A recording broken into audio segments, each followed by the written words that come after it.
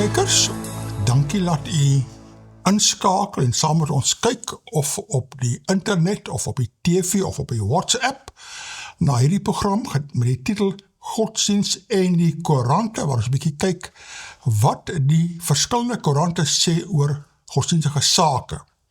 Jy kan natuurlik hierdie program kry op Homebase TV wat elke dag 24/7 uitsaai. En hier by my het ek weer eens, hierso vir Regard, bly is hier Regard. Dag sê oom. Hier is nog steeds 'n bietjie warmerig aangetrek. Ja, nee, is nog ja, steeds die 'n winter bietjie is- koelerig, nee. Is nie vir my nie oom. Ja, Ek sien maar uit na die somer. Sjoe. Waar begin ons vandag oom? Jong, ons begin vandag hierso by die tekenprente wat hulle vroeger genoem het sportprente, maar dis altyd sport nie, dit is Dus deesdae is dit ernstige sake oom. was eintlik nog altyd ernstig geweest, die sportprente het so ernstige boodskap baie keer gehad, ja, en hier is nogal baie interessant, hier is nou 'n business day van alle plekke, en daar is nou 'n groot prent, en die man daar praat, hy sê, I'm the fifth horseman of the apocalypse. Maar ons moet nie 2 oom. Ja, ek onthou van kleins daar af, hulle praat van the four horsemen of the apocalypse. En partykeer het ek gesien hierdie profetiese plakate met die 4 perde ruiters, the four horsemen of the apocalypse van Openbaring, Dit is Openbaring 6, vers 1 tot 8. Ja. Pragtig. Nou hierdie ene is daar nou 'n 5de horseman. En daar's die prent, en die prent is daar geteken, en is geteken in the Grim Reaper, nee? Die dood, daar is sy, wat noem jy daar, sy hakding daar, wat hy die mense mee vang, nee? En daar is die Grim Reaper, die dood, maar in sy gesig is daar so 'n prent, arms, reis en so 'n masjiengeweer, en AI, Sjoe. soos hy is nou, AI is nou the fifth horseman of the apocalypse, maar AI, jy weet, ons praat eintlik baie min oor AI, ek het baie berigte, Ja.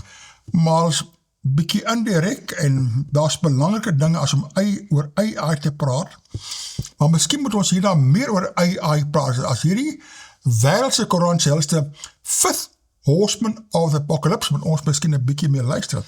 Ja, okay, hulle spesifiek wat hulle ook hierso nou, ek dink duidelik nou verwys is, dat al die verskillende lande, dis nou die armsreis. Ja. Dit is 'n gejaag om te kyk dat jy seker is dat jou AI wat in jou land is, die beste en die vinnigste en die slimste is. Die vinnigste die ander party kan uitwis. Ja, want die ding is Alles anders uitwissing. as jy, sê maar by jou 'n land wat nou opponent is van jou, as hulle AI nou vinniger en beter as joune, dan kan hulle miskien jou hack en wat ook al, as jy nou in fisiese oorlog is, dan gaan hulle beter en vinniger wees, en wat ook al dit mag wees. Sal jy besiele kan die programme daar so ver gooi, laat jy omdraai en op jou gaan skiet, Wat ook al dit mag ja. wees, so jy, en hulle wil die mense wil nie, jy weet, they don't want to leave it up to chance, soos die Engelsman sal sê, so, ja, Ek weet nie, ek vertrou nog nie die AI storie, maar in elk geval, dit is nou... Dit is nou een wat eintlik aangaan op dit, want ons weet een van die perde in die Openbaring is daar een met 'n skaal, né? Ja, En dit is nou 'n skaal.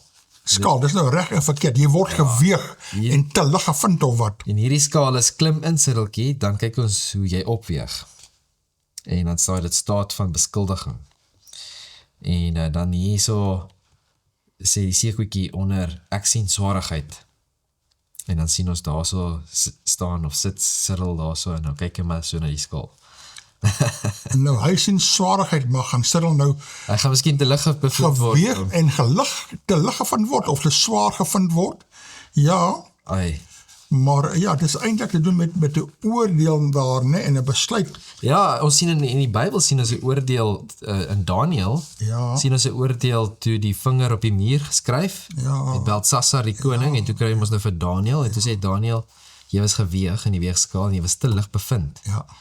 En so almal van ons eendag gaan staan voor die oordeelstoel eendag, voor die oordeelstroon, en ons gaan moet geweeg word en kyk, is ons te lig bevind of wat is die saak? Jy glo dit, Ja, nee, definitief. Het staan so in die Bybel. maar jy's dan nie deel van die moderne liberale beweging nie. Wil vir my sê ek is 'n fundamentalist. In 'n positiewe sin ja, want jy vat die Bybelse fundamentele waarhede, maar die indink deesdae is mos daar's geen oordeel nie, almal is onmiddellik hemel toe. Ek het nog nooit gehoor van iemand wat hel toe gaan nie, wel die hel is ook daarmee heen, en die duiwel, jy hoef nie meer oor die duiwel te glo nie, en alles is mos nou opsioneel, en dis nou maar net 'n lekker happy Wat is die woord wat ons geleer het laasweek, die vorige week? 'n letterwetter. Ek is 'n letterwetter, om ek die Bybel ernstig opneem. Jy is 'n letterwetter in die positiewe sin, maar daardie ander man het dit gebruik in 'n negatiewe sin, ja. en in 'n wantoepassing daarvan gemaak, ja. Ja, nee. Okay, dis korrek. Nou ja, hier sit ons nou 'n ander berig, en die opskrif is hierso: leerlinge van Kraaifontein betoog en plunder winkels. Sjoe. En daar is 'n foto, die leerlinge gister tydens die betoging in Kraaifontein. Nou, waar is Kraaifontein? Dis om die draai van hier om. Klipgooi. Julle val onder Kraaifontein, hè? Ons tegnies gesproke val ons onder Kraaifontein, ja. Julle is Joossenberg vlakte, maar ek sorteer onder Kraaifontein, dis reg, hierso, by julle. Nou sê hierso 'n betoging gisteroggend hier, so wat 700 skoolkinders in uniform van minstens 2 verskillende skole in Kraaifontein oor buitelandse burgers wat hulle uit hul skole in die land wil hê, het 'n plundery ontaard. En nie glo. Kyk, skooliere moenie betoog, nommer 2, om te gaan plunder daarna is tot on. Dit is net nie aanvaarbaar vir skooliere in uniforme nie. Dis nie aanvaarbaar vir enigiemand nie. Nee. Ja. Leidens 'n voorlopige verslag van die polisie het die Kraaifonteinse polisie se stasiebevelvoerder omstreeks 8:30 die oggend 'n telefoonoproep van 'n lid van die publiek ontvang oor 'n groep leerlinge wat betoog. Hulle het geskree: "Buitelanders moet gaan." Die leerlinge was aan bewering van die Masibambane Secondary School in Bloekombos en Hector Peterson Secondary School in Wallisdean. By een van die skole het betogende leerlinge klippe na verbygaande voertuie gegooi, en by die ander hoërskool het leerlinge klippe na die personeel se voertuie gegooi. Kan jy dit glo? Wel, toe ek op skool was, en jy dit gedoen, dan het jy nie 6 van die beste gekry nie, 12 van die beste gekry. Jy het vir 2 weke definitief nie gesit nie. Ja, nee, die wêreld verander. Van die leerlinge na die Kraaifontein polisiestasie gestap. Terwyl hulle gestap het hulle onderweg vrugtestalletjies en winkels geplunder. Kan jy dit glo? Weet jy hoekom doen hulle dit? Want hulle weet hulle kan wegkom daarmee om. Dis die probleem. Dit is die probleem. Ja. Dit is baie hartseer. Ja, ons het 'n man wat werk hierso by ons. Ja. En hy was gister aangeval deur een of meer van hulle. Van hierdie? Ja. Skooliere in uniform. Dis baie erg. Nou sê hulle, daar word beweer dat 'n eksterne groep moontlike ontwrigtings geïnisieer het deur die skoolhekke te sluit. Ja. Die aangeleentheid word tans ondersoek. Skole sal behoorlike prosesse volg en dissiplinêre prosedures instel waar leerlinge geïdentifiseer word dat hulle betrokke was. In die stadium word inligting oor die oorsake, voornemens en skade en individue wat betrokke is nog gefinaliseer. Jy sien, wet en orde. Die Bybel leer van wet en orde. Die samelewing baseer is op wet en orde. Ons hou dit met wetloosheid. Maar die ding is, waar leer hulle dit oom? Hulle leer dit want hulle ouers doen dieselfde. Dis dan nie so, as jy nie in 'n huis groot word waar jou ouers wet en orde vir jou leer, ja, dan is dit nie deel van jou raamwerk nie. Presies. So dan doen jy enige iets. Ja. En wanneer dit dan kom met die polisie en met ons wette wat ons het, dit word nie altyd toegepas nie. Ja. So, dis baie eenvoudig, as een van hulle enige iets seermaak, 'n klip gooi, wat ook al, moet hy gearresteer word, tronk toe. Ja. Verstaan, so, maar dit word nie gebeur nie. Dit word maar nie toegelaat. Ja. En as gevolg daarvan weet hulle kom weg daarmee. So hulle kan doen net wat hulle wil, en dit is glad nie 'n probleem nie. Op daardie is daar nou ook 'n spotprentjie, of 'n tekenprentjie wat nou sê, so dit kom ook Business Day opinion uit. Say, how do we say South Africans must not blame foreign nationals for our failings as government without actually saying it. En daar staan Cyril Ramaphosa nou, en hy weet nie wat om te sê nie. En daar so sien jy die twee mense langs hom ook, niemand van hulle weet wat om te sê nie. Maar dit is die waarheid, nee? Want hulle probeer nou, soos hulle sê, hulle gee nou die skuld nou vir onwettige, of nie net onwettig nie, maar enig iemand wat nou nie een Suid-Afrikaner is. Ja. As dit nou wettig is of onwettig, ons weet dit, ons mens moet nie onwettig in die land inkom nie, dit is definitief die geval. As allemaal wettig was, sou dit baie minder van 'n probleem gewees het. Definitief. Maar stroom allemaal in daar, nou is die skole oorvol, hospitale is oorvol, daar is die plek van 'n skool of hospitale of wat ook al nie, so is eintlik die regering se tekortkoming, en dan sal die geweldige werkloosheid. Maar ook, soos ek die laaste keer ook vir hom gesê het, dit gaan maar beide kante, soos die muntstuk gaan het beide kante doen, hè? Ja, werkloosheid, maar baie mense wil ook nie regtig werk nie. Dit is ook deel van die probleem. So ja, kyk maar jong. Ja, kyk maar. Het ek nou hierso 'n brief, 'n lesersbrief, en dis van ons vriend Johannes de Villiers, van Eversdal die reg om die draai van ons, en hy skryf, wanneer lig van die kerk verdof. Hy skryf altyd goeie briewe, kom ons kyk wat sê hierso. Hy sê die hedendaagse kerk beleef 'n tyd van ongekende strukturele druk. Ja, dis waar. Getroue leraars word hof toe gesleep, verplig om siviele briewe te hanteer, uit hulle ampte gedwing en soms selfs uit pastoree verwyder. Ja, dit is korrek, nie allemaal weer daarvan nie, maar dit is korrek. Hierdie praktyke het wye implikasies vir die liggaam van Christus. As een lid ly al die lede saam. 1 Korintiërs 12 vers 26. Hierdie situasie vra van lidmate en ouers in 'n kritiese onderskeiding. Word die volle woord van God werklik in die diepte bedien? Of word sosiale aktiwiteite soos konserte, kampe en kuier die kern van gemeentelewe? Ja, word net 'n sosiale klip, né? Dis 'n baie goeie vraag. Nou, dit beteken jy moenie sosiaal wees nie. Nee, maar dit het sy plek, is dit die fokuspunt van die kerk? Ja. My volk gaan ten gronde weens 'n gebrek aan kennis. Hosea 4 vers 6. Waar oppervlakkigheid die prediking vervang, begin die lig van die kerk verdof en word die fundament van geestelike onderskeiding ondermyn. Ja. Nou daai teksvers in Hosea 4 vers 6 wat sê my volk gaan ten gronde weens 'n gebrek aan kennis. Die teksvers net voor dit sê die kennis van God is nie meer in die volk nie. So dit verwys na die kennis van God. Hulle ken nie meer God nie. En hulle wil nie, want hulle kyk nou na die wetenskaplikes en die sosioloë en die sielkundiges en almal daar moet nou die riglyne stel daarso.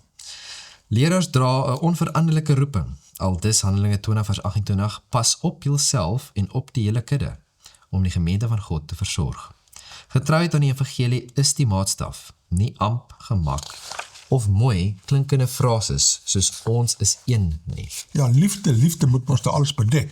Die skrif waarsku dat afwyking, geestelike verdorring, peste, siektes en selfs sterftes kan veroorsaak in tekste soos Amos 8 vers 11 en Jeremia 24 vers 10. Ja, dan skryf hy sê, deursigtigheid is noodsaaklik.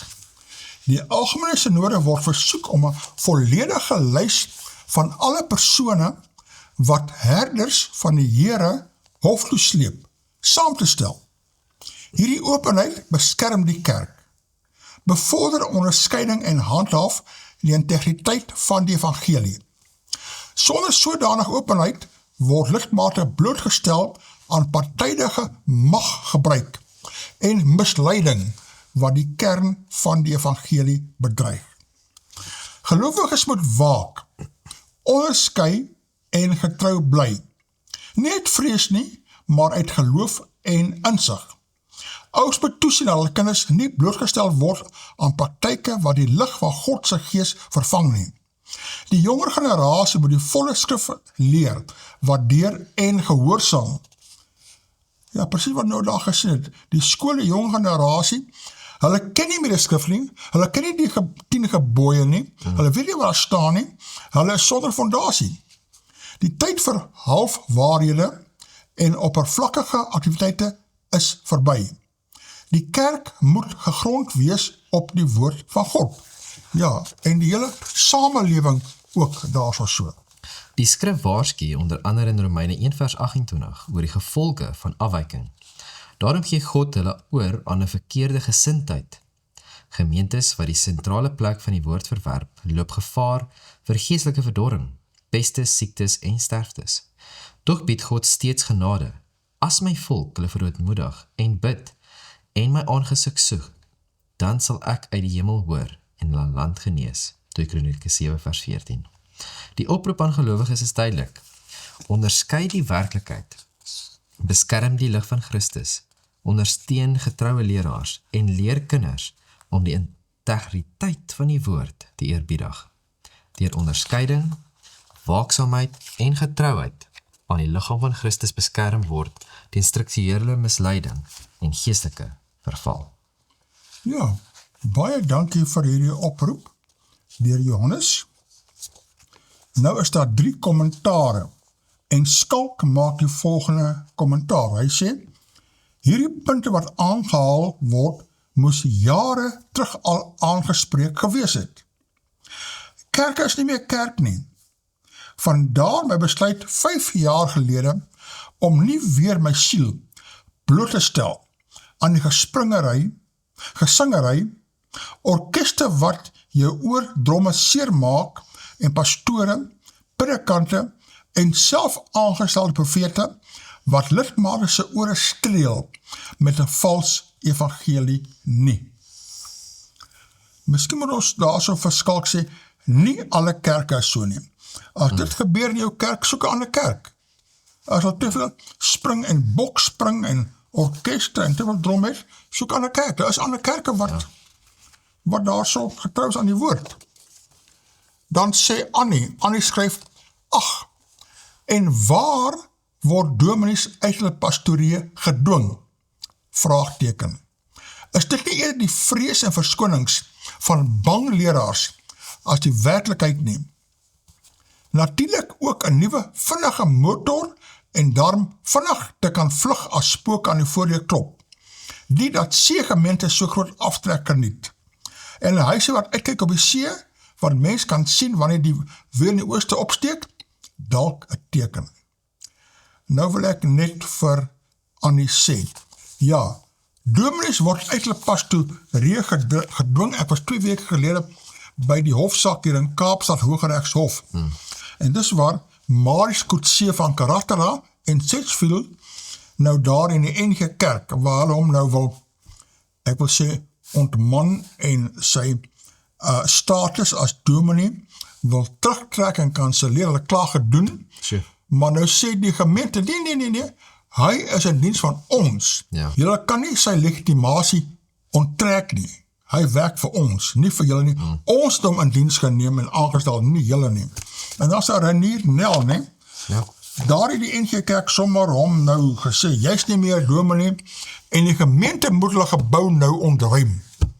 Sommer die pas gegee, nou is daar ook hofsaak en dinge daar. En nou ja, dit is nog alles aan die gang, ons sal later meer daaroor praat, ons gaan nie te veel nou praat nie, maar dit wys jou, party mense weet wat hulle aangaan nie. En daar moet ons as TV-stasie mense inlig, hulle kan weet die werklikheid wat aangaan. En met die baie minder Afrikaanse koerante word baie minder oor berig. Die Volksblad en Beeld het baie oor hierdie kerklike sake gerapporteer. En nou is dit weg. Nou is weg. Die burger doen baie niks daaroor gerapporteer nie, ensovoorts. Ja. Dan is daar laaste kommentaar, dis van Troffel. Kerkwees het verander. Die susterkerke is nie meer die begin en einde nie. Daar is ander kerke ook. Die meerderheid Afrikaners gaan in elk geval nie meer kerk toe nie. Ons word toenemend kerkloos.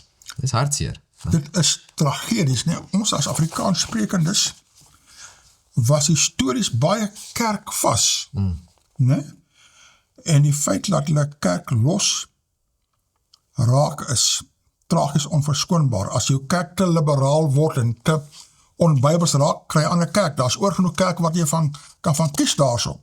Dit is sommer, maar baie dankie vir Johannes de Villiers, wat die mense se aandag trek op kerke wie se lig daar verdof. Ons het altyd om ons image of the day Ja. Dat is hier so deel. Prente, ja. Hier is nou image of the day. En het sê onder Muslim devotees with their children gather at the Al-Aqsa Mosque compound in Jerusalem to mark the start of Eid al-Adha, the feast of sacrifice. En daar so sien ons nou al die mense wat by mekaar kom daar so. Wat interessant, dis in Jerusalem, né? Dis van die bekendste bakens in Jerusalem, ja. En dit is in Israel. Ja, ja. So, dis net vir my baie interessant. Ja, nee, dit is, Ek sal dit daar los, ek sal niks verder sê nie. ja, moet maar nie. Jy gaan te veel praat. Nou ja, hierso is nou 'n interessante berig. Accused kidnapper told to remove parda or else. Parda is P-A-R-D-A-H. Weet jy wat is 'n parda? Nee, ek weet nie. Nee. Maar ek seker van hom gaan my kan vertel. Join the club. Ek het ook nie Weet jy geweet. hom ook nie? Nee, ek moes So gaan. nou voel ek hom nie so sleg nie. Nee, dit is nie sleg geweest nie. Ek weet van 'n hele paar dinge, maar ek weet nie alles nie, maar ek leer so baie met hierdie koerante stories. Hulle sê so, alleged baby snatcher Samima Jacobs has been warned by a magistrate that she will be held in contempt of court should she not remove her parda during the commencement of a trial at the Belleville Magistrates Court. Nou ja, en daar is 'n foto van hierdie Samima Jacobs, en daar kan jy nou sien 'n parda. 'n Parda is so 'n ding wat hulle oor die neus en die gesig so het. Is dit die parda? Ja, net daai stukkie. 'n hijab is wat jou hele liggaam toemaak. Dit ken ek. Maar sy het nou 'n kopdoekie aan daar, en dan nou los parda. Parda is net hier so. Maar dit is mos nou 'n perfekte manier om jouself te vermom, en dat jy kan met enigiets wegkom, en niemand kan sien wie jy en wat jy is nie. En 'n parda, hulle weet ook nie of jy 'n man of 'n vrou is of wat ook al, jy kan al die verkeerde dinge doen daar ensovoorts. Ja. Dit is eintlik baie gevaarlik, as jy nou dink, né? Ja, nee, dit is 'n gevaarlike vermomming, dit kan misbruik word. Nou sê dit, and adamant Jacobs challenged the presiding magistrate that her religion forbade her to remove it in the presence of males, while the officer of the court argued that it did not govern over the rules of the courthouse. Dressed in a black Muslim top and black parda, Jacob stood in the dock, protesting against the removal despite being warned that she could be held in contempt of the court. Jy weet, gewoonlik, ek het altyd baie respek en steun diegene wat opstaan vir hulle geloof. En ek is 'n sterk ondersteuning van geloofsvryheid. Ja. Maar dan moet dit regtig geloofsvryheid wees. Maar hierdie parda, ek weet, ek was een keer by die Open Moskee in Kaapstad bygewoon, en toe sê hulle daarso, die hele jihad kom nie uit die Koran uit nie, dit is 'n tradisie, 'n buite-Bybelse tradisie. En hierdie parda is ook onbybels, nie onbybels nie, maar Dit is nie die Koran nie. dit is on-Koran, hoe kan ek dit nou, on-Koran? Seker maar on-Koran, ja. Ja, onbybels klink beter, on-Koran, dis nie van die Koran nie, dis 'n suiwer tradisie, soos om te sê, dit is nou haar kerklike tradisie, dis ook nie reg nie, want kyk hoe geweldig baie moslim vrouens is daar wat in die straat loop, sonder hierdie parda.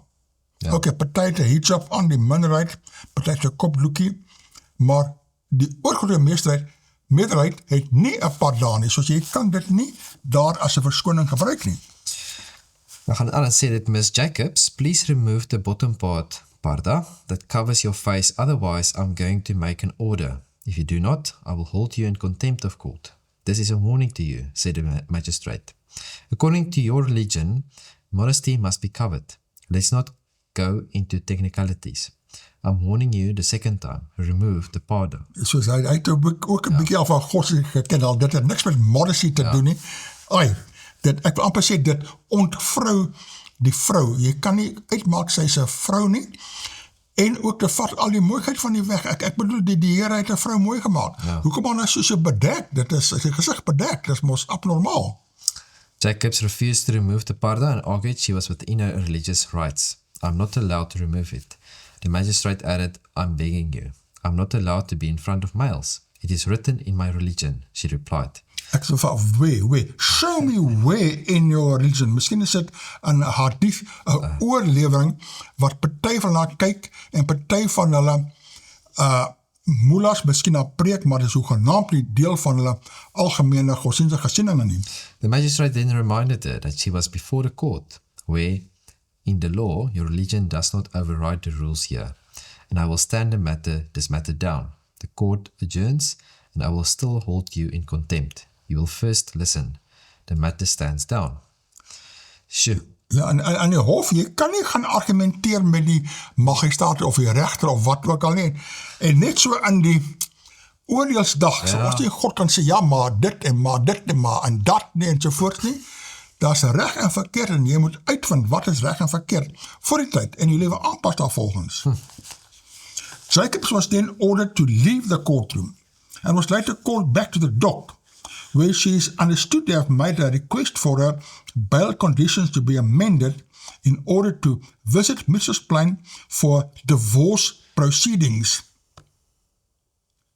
Nou ja, as ek met so 'n hardkoppige vrou te doen het, dan... Maar dit is baie keer ook die man wat hulle dwing om dit te doen, hè?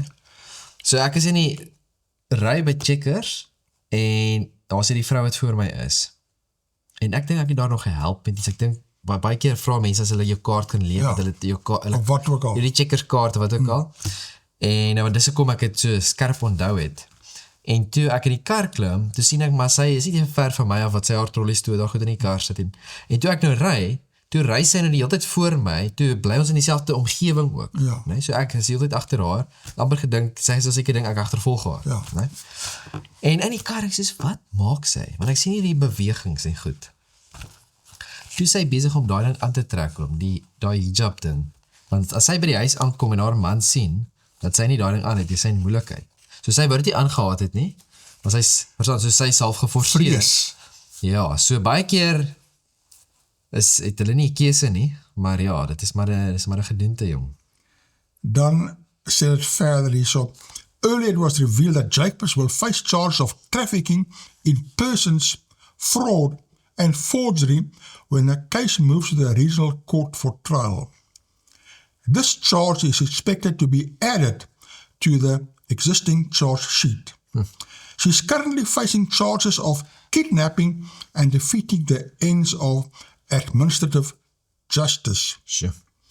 Dat my altyd wonder, jy weet, as 'n mens jou godsdienst ernstig opneem, Dat sal nie ons nie sulke goed aan. dan moet jy sulke dinge aanvang nie, precies. Maar nou, vang jy sulke dinge aan en nou wil jy skielik, Sy gebruik het maar sy verskoning eintlik. is 'n wanbegrip van godsdienst, nee? Hier is nou een, pilgrims from the west flock to Hush. Ja? En daar sien ons nou 'n prentjie daarso. Despite the Middle East war and the US government travel adversary, there was never any doubt in Fidel's mind that he would attend this year's Hajj pilgrimage in Saudi Arabia. Even if the war was still ongoing, I would not have backed out. The 49-year-old US national, who asked that only his first name be used, said, "We are undoubtedly in the safest place in the world," he added, referring to a passage from the Quran. Amid the uncertainty, the American embassy in Riyadh last month advised US citizens not to participate in the Hajj. Due to ongoing security situation and intermittent travel disruptions, we advise reconsidering participation in Hajj this year, a statement released by the embassy read. US media reported the White House was weighing the launch of new military strikes on Iran, with any new fighting likely to have direct impact on the Hajj, according to experts. But for many, the chance to perform this sacrosanct Muslim rite has taken precedence over the fears of instability caused by the war. When you make the intention to come, you come for a reason and a purpose. And that's why you're here. And put your faith in God that everything will be fine, he said, while standing outside Mecca's grand mosque dressed in white garments. Die mense gaan baie keer daar na Mekka toe. En in wit.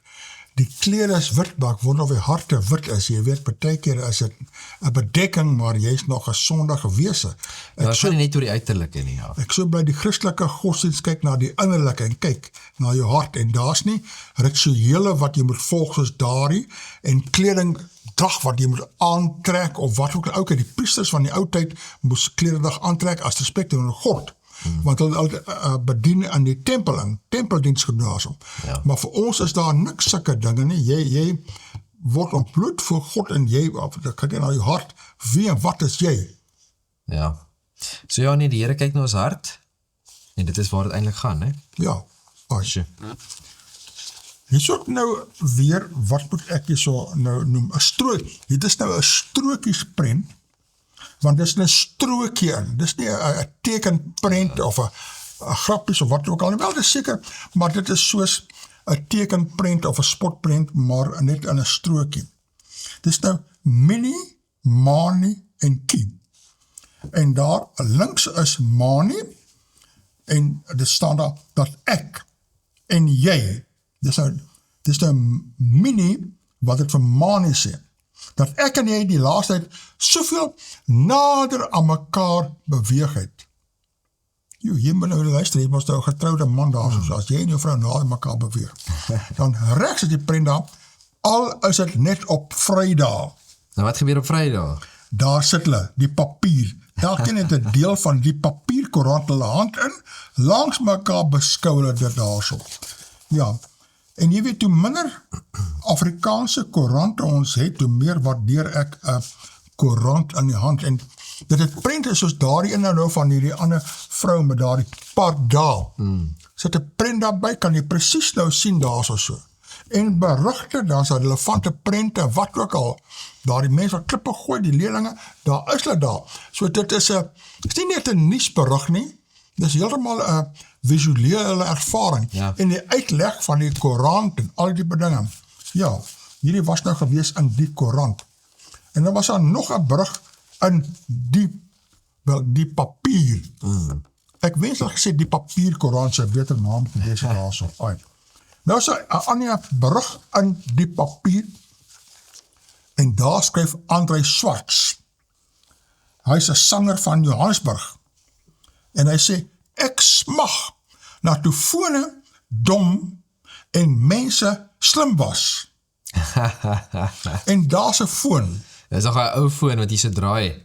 Ja, jy ken hulle. Ek ken hulle. Ek ken hulle ook nog. Ja, ek ken ook die plaasfone wat jy so met die ander moet draai. Ja, soms so op en amper, ja. Ja, die slimfone word so slim, ek kan nie alles werk met die slimfone nie. En daar's ander mense. mense. Doen eintlik baie goed. Ja, ek vorder so stukkie vir Ja, die stukkie. oom. Ek sien oom is nogals kwaai daar met oom se slimfoon. Ek kom daar, maar die ou daar, toe was mense slim en fone dom, ek verkies eintlik daar. Dat toe fone nog fone was, né? Ja, en mense was. Ja, Dit is nou een van die Dalai Lama, ons het lanklaas van hom gehoor. Ja, En hy is dankbaar vir sy eerste Grammy-prys. ja, Die Dalai Lama, boeddhistiese geestelike leier, het gister gesê hy is dankbaar vir sy eerste Grammy, nadat hy die topprys vir audioboek, vertelling en storievertelling gewen het. Kan jy dit glo? Die charismatiese 90-jarige wat in ballingskap in Indië woon, word wêreldwyd geloof vir sy onvermoeide veldtog vir groter autonomie vir sy Tibetaanse vaderland wat Beijing se deel van China is. Hy is Sondag as wenner aangekondig by die Grammy-seremonie in Los Angeles, Californië vir sy boek Meditations, The Reflections of His Holiness, the Dalai Lama. So dit gaan oor homself. ja. Die Dalai Lama was net 23 jaar oud toe hy uit die Tibetaanse hoofstad Lhasa gevlug het, uit vrees vir sy lewe nadat Chinese troepe 'n opstand in 1959 onderdruk het. Hy het nooit daarheen teruggekeer nie. Beijing, wat die Dalai Lama as 'n rebel en separatist beskou, veroordeel sy Grammy-prys en bestempel sy werk as anti-Chinese politieke manipulasie. Die Dalai Lama, ook 'n Nobelprys vir vredewenner, sê hy het nog baie jare om te leef, maar die mense van Tibet berei voor vir 'n onvermydelike toekoms sonder hom. Tibetaanse boeddhistiese glo hy is die 14de reïnkarnasie van 'n geestelike leier wat in 1391 gebore is.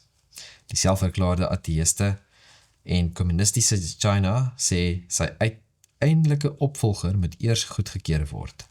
Die Dalai Lama sê slegs sy kantoor in Indië het daardie reg om iemand aan te wys. Maar hartseer dat mense hierdie tipe van goed glo, né? Jy is nou 'n reïnkarnasie vir die hoeveelste keer nie, want ek wil wees ek en en finish en klaar daar. Ja, maar dit is, ja, vir my is dit of, dit is maar alles 'n fop, jy weet, iets wat nie werklik is nie, of dis miskien die verkeerde gees wat gaan van die ene persoon na die ander persoon toe. Maar Miskien 'n bose onthou gees. jy, ek raak altyd baie verward met jou, want jy's nou 'n bietjie jonger as ek en jy het nie al die dinge ervaar nie. Onthou jy toe hy verhoed is om ons land binne te kom deur die destijds, jy onthou daai ding nog, ja, was 'n redelike ding dan. Hy was 'n persoon non grata, want hulle wou China se guns wen, en hy was nie aan China se guns nie, en hulle gedink as hulle hom nou toelaat om te kom, ek dink was vir Biskop Tutu se verjaarsdag wat hom uitgenooi het. Nou, dit wys hoe word touwtjies getrek deur die regerings, né? Is baie erg. Is nou nog een wat sê dat Dalai Lama blesses Tibet's exile government as Tsering begins term. Buddhist spiritual leader Dalai Lama prayed as the leader of the elected government of Tibetans in exile was sworn in for a second term yesterday. The India-based Central Tibetan Administration, condemned by China as nothing but a separatist political group, is a key institution for the exiles, especially after the Dalai Lama handed over political power in 2011. Elections took place in February and April, 27 countries, but not China. The government's Sikayong, or leader Penpa Tsering, was elected for a second term after taking 61% in the primary round, a high enough threshold to win outright. Tsering said yesterday that he did not seek full independence for Tibet, but rather backed the Dalai Lama's long-standing middle way policy, seeking autonomy and a resolution to Sino-Tibet conflict through non-violence, dialogue and mutual benefit. Groups of traditional dancers performed as crowds, including red-robed monks and nuns, watched the ceremony in India's northern hill town of Dharamshala.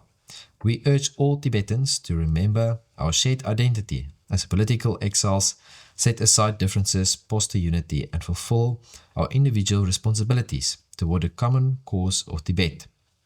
Tsering said after took the oath of office in front of justice officials and watched by the Dalai Lama.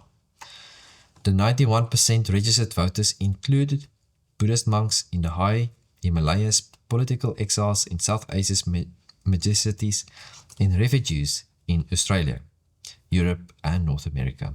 The 5-year parliament, which sits twice a year, has 45 members from across the world, 30 representing 3 traditional provinces, 10 representing 5 religious traditions, and 5 representing the diaspora. It functions as a representative body for an estimated 150,000 Tibetans living in exile worldwide. Ek het dit nie geweet nie. Ek het ook glad nie Dit is geweldig baie mense, né?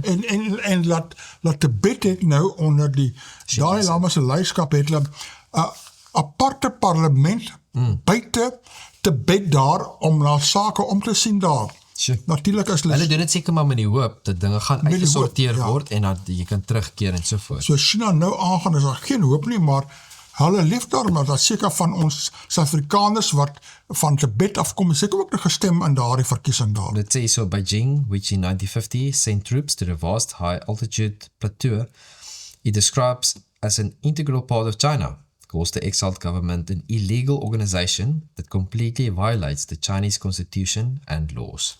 Ja, nee, toe ek jong was Tibet nog Tibet. Ja. Nou is Tibet deel van China en that's that, en dit is eintlik jammer, baie jammer. Ja, sure.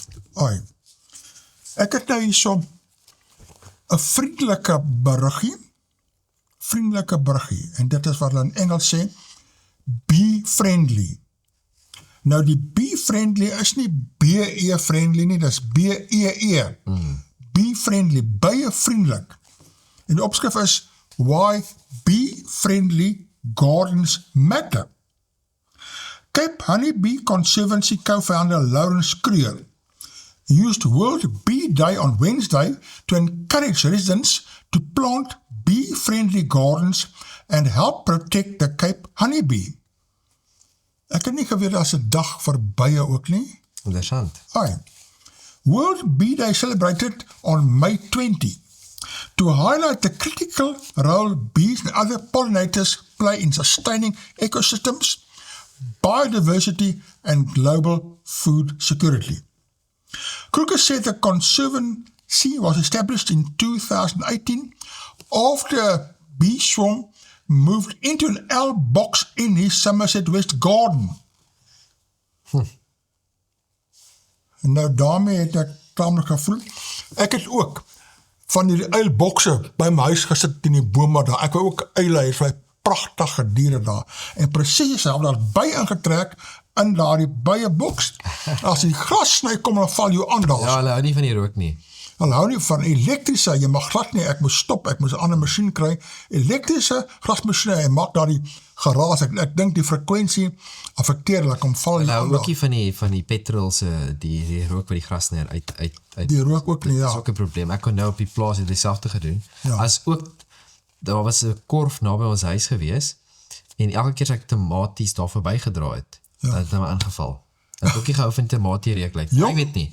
Was een of ander rede, maar En my speel nie met bye nie. My een vriend in Transvaal daarso is doodgesteek deur 'n by. Hy Sjoe. was baie erg daar, né? Nou ja, nou hulle moes ook die byekorf en die hele uilnes daar verwyder, maar toe vind ek uit, die uile vang al die duwe in my tuin. Die jong duifies, ja. Nou ja, nou jy weet nooit, toe het ek maar die uilebokse verwyder en klaar, want ek wil nie, die uile moet al my duifies daar elimineer nie. Ek het al die bome geplant om voëls te trek. ai. Nou as jy nou, soos jy moet bome plant om bye te trek, maar dan gaan die bye in jou uilbokse aan, nou ja, dit raak bietjie gecompliseerd, né? Ai. Nou ja, dan sê jy net, ja, we must get more bees, is prachtig, meer ek stem saam. Die bye is belangrik. Sonder bye kan ons nie eet nie. Ja. So hier het ons nou 51 jaar gelede. Ja, En op die opskrif daar so sien ons kerkleiers bly oor GKN. Dit is nou lank terug, né? baie interessant, die ou historiese kerkbruggies. Dit sê hier so, kerkleiers bly oor GKN se besluit. Groot vreugde en verligting is deur Suid-Afrikaanse kerkleiers uitgespreek oor die besluit van die Gereformeerde Kerk van Nederland om sy aanbevelings ten gunste van die geldelike steun aan die Wêreldraad van Kerke as 'n spesiale fonds die program ter bestryding van rasisme op te skort. So dis nou 50 jaar gelede Ja, gewees. en daar was die Wêreldraad van Kerke 'n onding gewees, want hulle het al die terroriste ondersteun, Sjoe.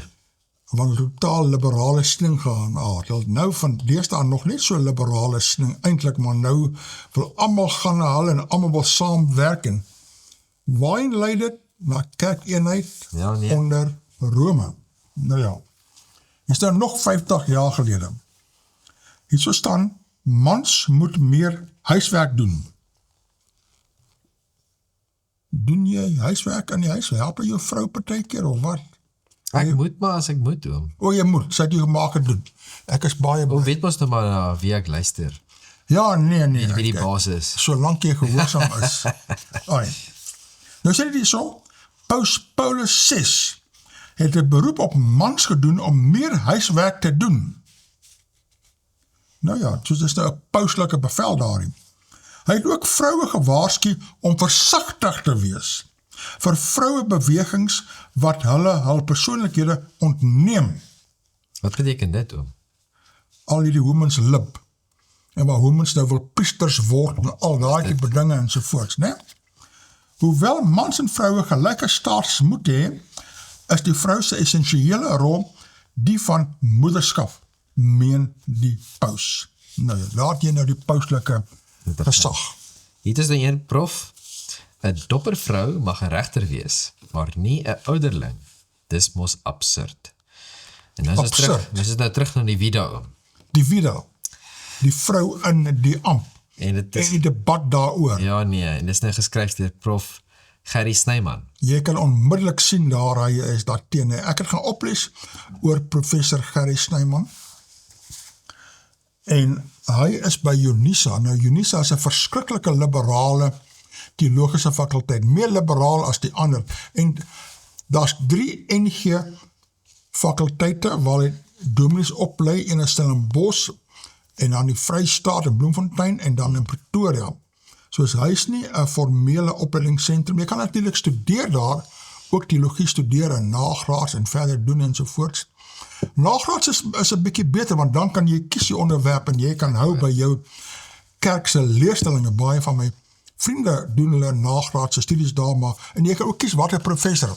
Wil jy 'n liberaal een hê of 'n behoudende een of wat ook al, ja, soos maar hy is 'n baie liberale een. En wat het hy nou daar te sê? Nou hy sê hierso die stofskoppery, die besluit van die GKSA synode in Januarie om gemeentes wat nie aan 'n vorige spesiale synode se besluit gehoor gee nie, uit te skop, is nie sonder rede nie. Die 2026 besluit en die gevolge wat dit inhou dui op 'n magspel binne 'n eng patriargale sosiale orde, GKSA, wat haarself in 'n groter orde van menseregte bevind. As bewys word 'n ou en antieke teks voorgehou word, wat binne 'n jonger, doch ook antieke kerkorde as bindend beskou word. So hy sê nou hier is antieke teks, né? So, dis seker nie meer tot ons van Nee, hy het totaal nuwe liberale postmoderne sieninge. Hy is nou nie vasgevang na die ou patriargale sieninge nie. En dis baie gevaarlik. Hy het 'n wanbegrip van wat die patriargale stelsel eintlik beteken. As daar het jy nou al klaar 'n groot probleem, want sodra jy sê maar daai teksvers is nie van toepassing nie. Wat se ander teksverse is dan ook nie van toepassing nie. 'n lang ry. Op die alweer dan met die hele Bybel nou maar uitgooi, want jy kan nou maar net pick and choose. Want die Bybel kom nie ooreen met die nuwe wetenskaplike en sielkundige sninge nie. Sogenaamde. Ja. Binne 'n gereformeerde hermeneutiek het die proses van hermenese agterweë gebly, omdat die huidige konteks waarbinne lidmate leef geïgnoreer word. Twee probleme het opgeduik. Die eerste een is die gebruik van 'n manlike teks as bewysmiddel en die tweede is die poging om lidmate se gewetens te bind deur kerkregering. Hierdie twee probleme laat mens dink aan 'n proses van Bybelafgoderry, waarbinne 'n patriargale orde as Godsopenbaring beskou word. So ek sien ook 'n paar probleme met sy probleme. O ja. So eerstens, dis nie 'n manlike teks nie. Die Bybel is geskryf beide vir mans en vrouens en kinders en vir almal. Dit is nie manlik nie. En dan die kerkregering, daar moet 'n kerkregering wees. Daar moet kerkorde wees. Orde. So daar is leierskap in die kerk en daar is regering wat plaasvind, want jy moet seker maak dat daar orde is en dat mense volgens die struktuur van die kerk en rolvervulling wees. So jy kan nie buite die struktuur van die kerk beweeg en doen net wat jy wil en nog steeds verwag dat jy sekere posisies in die kerk gaan beklee nie. Dis nie hoe dit werk nie. So daar is definitief, dit is belangrik. Dan gaan dit aan sê, daar is geen twyfel dat die Bybel 'n manlike teks is nie. So jy gaan hy nou hy het baie vaste idees. So dan moet hy maar die hele Bybel dan uitgooi. Ja. Wat? Selfs waar vrouebeelde gebruik word vir die godheid, is dit vanuit 'n manlike oogpunt. As manlike boek is die Bybel geskryf vir mans, deur mans en dit deel manlike waarhede. Omtrent net 50 vroue word genoem. Die wat wel genoem word genoem vanuit 'n manlike belang. So, die ou het regtig 'n probleem. Dit is die skande van die Bybel. So hy seker nie Christen nie, nee. Maar natuurlik is hy 'n Christen. Ek dink hy sê hy's 'n Christen. So moontlik. Dis die skande van die Bybel, die totale verknogtheid aan alles wat manlik is en die verdoeseling daarvan binne 'n omgewing wat op die wiele van gelykheid loop, soos vervat in die handves van regte in die grondwet. Maar manlikheid is nie natuurlik nie. Dit is 'n sosiale konstruksie wat begin by geboorte en deur 'n leeftyd deur die samelewing in taal en gebruike telkens bevestig word. So duidelik het hy die kat in die stert beet. Ons kan dit nou baie duidelik sien. Manlikheid en vroulikheid is 'n teks wat geskryf is en deur die gemeenskap gespeel word. In die Bybel is daar 'n paar karaktereienskappe waaraan die manlike rolspelers moet voldoen. Hulle moet sterk wees soos God, Jesaja 40, Psalm 54 ensovoorts. Hulle krag moet hulle in staat stel om geweld te kan pleeg deur oorlog te voer. Kyk maar na Moses en die Lewiete, Dawid pleeg of laat pleeg minstens 15 moorde en God word Here van die leerskare genoem. Size matters. God is groot en sy krag is groot. Hy is God van die Allerhoogste. Saul styg fisiek kop en skouers bo almal uit. Vroue is nie sterk nie. Manlikheid word veral aan een eer gekoppel. Daar is kompetisie tussen die mans, vroue het nie eer nie, hulle het skande. Waar kom hy by al hierdie goed uit? Duidelik het hy 'n groot Goeie vraag. Sjoe, ek weet nie hoe hy die Bybel lees nie. Mans het eer, soos Job. Mans kan ook wel tot skande gemaak word, soos die einste Job. In die Psalm skryf die manlike digters eer aan die Here toe, maar dis ook 'n eer wat mans toe kom. Die eer van die Heer is die eer van 'n man. Die woord heilig word aan geen vrou verbind nie. Die woord is 'n manlike woord en word in die homososiale sfeer gebruik. Dit wat nie heilig is nie, is vroulik. Dit val in die huislike sfeer wat buite die goddelike manlike sfeer is. In die goddelike en die manlike sfeer is heilige objekte en gebruike van die kultus. Vroue het rolle om te speel in die Bybelteks, maar dit is nie hoofrolle soos die van koning Dawid of die apostel Paulus nie. Dawid het baie vroue en byvroue, minder as Salomo, maar hulle bly op die rand. Soms word hulle doelbewus uitgeskuif, soos wanneer die manne voorberei vir oorlog en nie seksueel met vroue omgaan nie. Hulle moet hulle self heilig, dit wil sê nie deur vroue besoedel word nie. Vroue is daar ter wille van voortplanting. Die man word nie deur 'n vrou gedefinieer nie. Paulus het die huwelik as 'n las beskou. Hy wou dat mans moes lewe asof daar nie vroue is nie. Paulus, waar kom jy nou daaraan? Ek weet nie hoe die man die Bybel lees nie. Hy is 'n professor, hy is 'n teoloog, hy is 'n professor in ou antieke Bybelkunde en sovoorts, ja. Kan jy glo? Maar waar het hy gestudeer, is die vraag. Het hy by Unisa gestudeer? Ek weet nie, maar by 'n liberale universiteit, dit kan jy verseker. Ergens het hy die klits kwyt. Hy het ergens in die pad lekker byster geword. Sjoe, uiteindelik is alle vroue uit Jahwe se lewe uitgeskryf in 'n monotheisterende neiging, maar in die argeologie is getuienis dat Asherah met Jahwe verbind word in die Kanaanitiese godsdiens. Die synode se nuutste besluit wat neerkom op 'n streep wat in die grond getrek word, sê iets van hoe hulle as mans dink in die huidige konteks. Die besluit is 'n aggressiewe een. Dit pas by mans, want van kindsbeen af word seentjies geleer om hulle man te staan, om taai te wees en te veg as dit moet. Die streeptrek is gewoonlik die uitdaging teenoor die ander, party tot 'n fisieke bekleierery. Die besluit is die uitvoering van 'n vorige besluit oor die rol van die vrou in die kerk. Sy kan nie in die ampt van ouderling, leer of regeerouderling, staan nie. Hier is 'n interessante spel aan die gang, want die teenderstaande party wat vroue wel in die ouderlingsampt bevestig het, word uitgedaag om nie soos vroue te wees nie. Dit wat vroue doen, is nie wat regte mans doen nie. Nou voor ek verder gaan, so interessant, so duidelik glo hy deel van al hierdie woke nonsens, van daar is nie so iets soos man en vrou nie. In hulle rolle nie, jy weet, want hy sê, soos in dit is van geboorte af wat jy geleer word om 'n man te wees, so want as jy nie so geleer word nie, dan nie soos jy 'n man nie, so wat is jy? Dit maak glad nie sin wat hy sê nie, want as ek net vat na my kinders so, as ek nou kyk, ek maak Cordelia en Mikael, maak ek presies dieselfde groot, né? Presies dieselfde maniere, maar as ek nou kyk, ek het hulle op enige ander manier hanteer, of anderste, want hulle is nog klein, né? Maar ek kan sien hoe hulle heeltemal verskil, omdat hy 'n seentjie is en sy dogtertjie is. Dus dan, hy sal hardloop, val, seer kry, opstaan, verder gaan, met haar is dit, sy is baie meer emosioneel. Dis hoe vrouens is, oor die algemeen. Dit is maar nie, dis letterlik, dis die samestelling van 'n vrou, en daar is die samestelling van 'n man. Om te sê, nee, maar dit is maar nie hoe jy groot gemaak is. Ja, dit het 'n effek, absoluut. Maar dit is ook geneties, dit is ook fisies, dis hoe hormone werk. Verstaan? So, dis jou DNS werk. So, om te sê, nee, maar 'n man is maar hoe hy gebore, of hoe hy groot gemaak word, en ja, dan maak glad nie sin nie. Jy weet, my vrou sê nou die dag iets interessant. Sy het groot geword, sy was Amelia Vlugnout, en sy het groot geword in Potchefstroom. En sy het broers gehad, en 'n suster, en sy sê, sy het nie geweet daar is man soos wat jy vandag kry nie. Want toe sy groot geword het, was daar Nie so iets nie.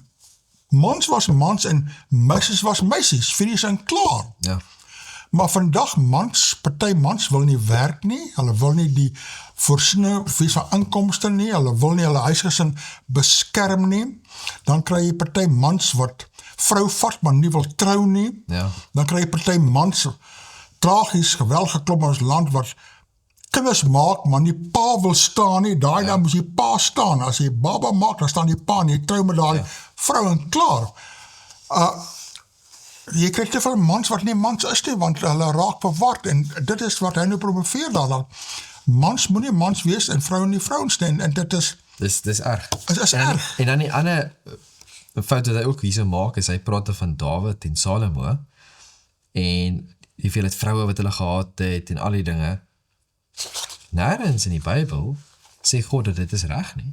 Ja. Nêrens sê God, okay, dit is nou die nuwe struktuur, julle kan soveel vroue wat sê julle, waar, wys dit vir my. As hulle Die fout Bybel maak, is nie net vir ons gegee, sodat ons kan sien, wat is die struktuur wat God vir ons gegee, om volgens te leef nie.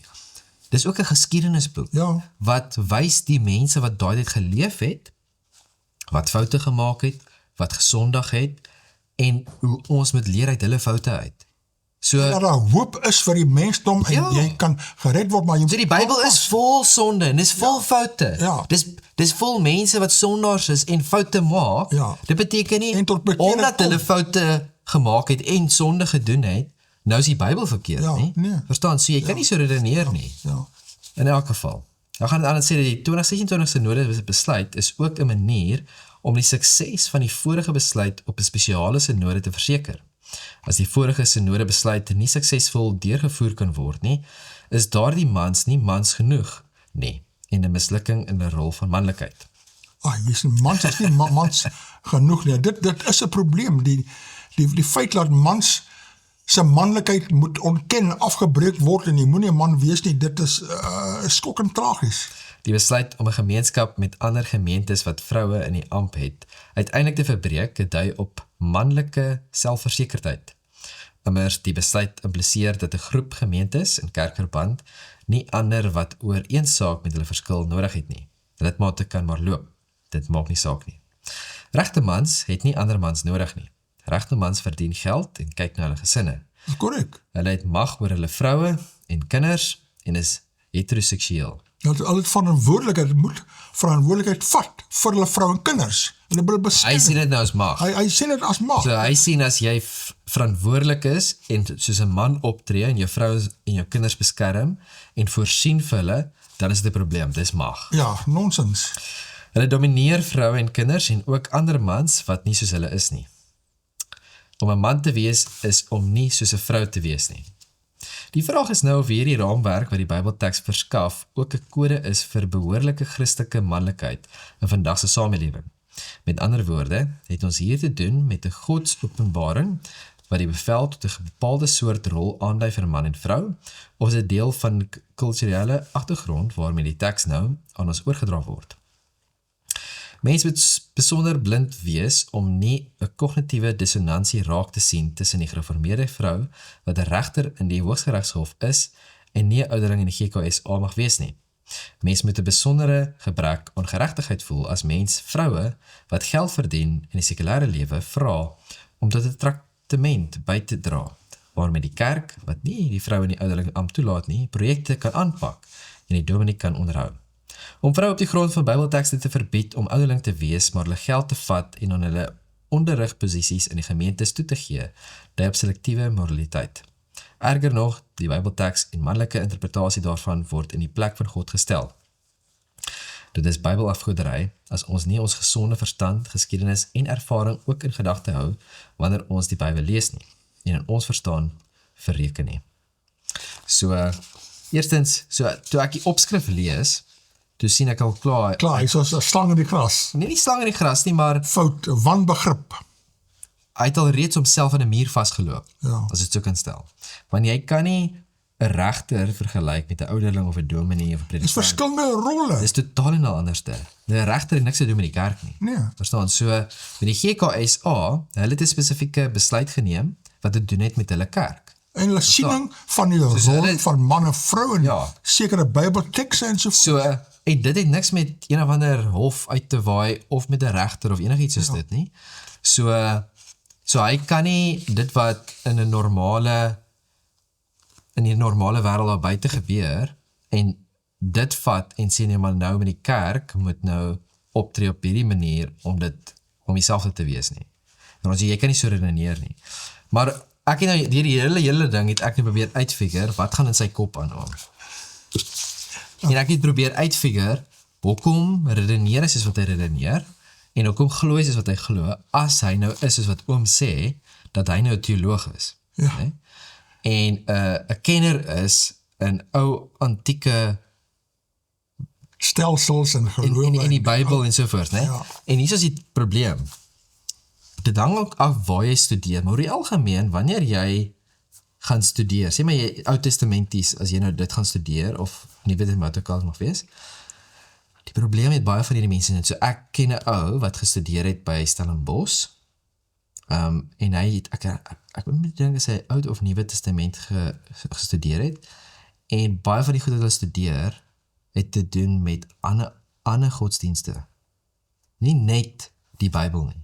So daar's ook baie Ekumeniese sieninge. daar's ook geweldig baie ander godsdienste wat jy deel is van jou studies en geskrifte wat jy moet deurgaan en al die tipe goed. So ek dink hy's so beïnvloed deur al hierdie ander dinge daar buite en ook in die normale verstandhouding, wêreldsiening van die mense daar buite, dat dit is hoe hy die Bybel raak sien. So hy lees die Bybel nie neutraal, glad en totaal en al nie. Hy lees die Bybel met 'n baie spesifieke bril aan en dis al wat hy raak sien. Gekleurde bril met 'n ander lens Dis wat al wat hy raak sien, maar ek het een vraag. As hy sê, want hy sê hierso, dis 'n probleem, né? Hy sê hierso, dat dit is die skande van die Bybel. Dis letterlik sy woorde. jy kan Nou nie glo nie. as ek in sy skoene is, oom, en wat hy sê hierso is die waarheid, Ja. dan gaan ek definitief myself weg sê ek kan nie niks te doen met die Bybel nie, want die Bybel glo dinge wat ek nie glo nie. Ja. So hoe kan jy jouself as Christen beskou en Christus is 'n man, die een wat jou kom red het is 'n man Ja. en hy het sy man gestaan en gedoen wat hy gestuur was om te doen maar jy het 'n probleem met 'n man, jy het 'n probleem met alles wat in die Bybel is, maar jy sê nog steeds jy's 'n Christen. Dit maak glad nie sin nie, oom. So hy moet net eintlik opstaan en eerlik wees en sê dat hy's nie eintlik 'n Christen nie. Jy sien dit illustreer net die verskillende sieninge en wanopvatting en opvattinge oor hierdie Vida vrou in die amp. Maar as jy eers 'n liberale koers begin inslaan, dan is dit soos 'n glyplank wat jy afgly, jy kan nie meer logies dink nie, jy is nou heeltemal, jou siening is heeltemal, raak heel verward, en almal moet gelyk, almal moet equal wees daar so, en dan is die volgende stap, nee, maar as jy moet almal gelyk wees, dan moet jy vrou in die amp hê, en gays in die amp, en al die tipe dinge, dit lei alles daarin. Kan jy dit glo? Ja, nee, jong. Jong, kyk waar staan die horlosie. Die tyd loop te vinnig om. Ja, maar was 'n baie interessante bespreking geweest daarso. Ai, En een ding wat ons net kan onthou, kom ons lees die Bybel en kyk wat dit sê, ja, met die Heilige Gees. ja, presies. Ons moet bid, elke liewe keer bid. Ons moet nie die Bybel lees as net 'n teksboek, soos wat jy 'n normale boek sou lees nie. Die Heilige Gees moet dit aan ons duidelik maak. Insig gee, ja, En een ding is, dis nie 'n boek van mense nie. ja, Dis nie 'n boek van mans nie. Ja. Dis nie 'n boek van vrouens nie. Ja. Dis die woord van God ja, en is heilig. ja, En elke woord wat in dit gegee is daar vir 'n rede. ja, En ons kan nie net sê, daai is nie meer van toepassing nie, Ja. is nie meer van toepassing nie. En anders gaan dit nie ons verander nie, want ons moet verander. So hy gaan nie hy het nou 'n paar punte hier genoem en ons het er baie daarna gekyk en so voort, maar een ding wat ek gesien het nou, is dat hy sien dat die tyd van die Bybel is anderste as die tyd waarin ons leef. En dit is so, in 'n sekere mate, ons is in 'n moderne lewe, maar die baie dinge is beginsels het anderste. verander nie. Maar oom, hulle het in 'n sonnige wêreld geleef, ons leef in 'n sonnige wêreld, Ja. en een ding het ons nodig, en dit is Christus wat ons gaan red van sonde. Ja. En ja, so ons kan nie die woord uitgooi nie. Lyk my hierdie dinge ontstig jy en ontstel jou so 'n bietjie as jy nou sien wat daar gebeur Dit geskryf. pla my wanneer iemand die naam Christen het, Ja, maar dan alles wat dit behels uit die venster uitgooi. ja, En nog steeds die naam Christen wil behou. en hy gee 'n wanbegrip, 'n wanopvatting van wat die Bybelse en Christendom wees. Sjoe. Tragies. Oom, Geagte kykers, dankie. Kom kyk volgende week weer saam. Mooi bly, totsiens.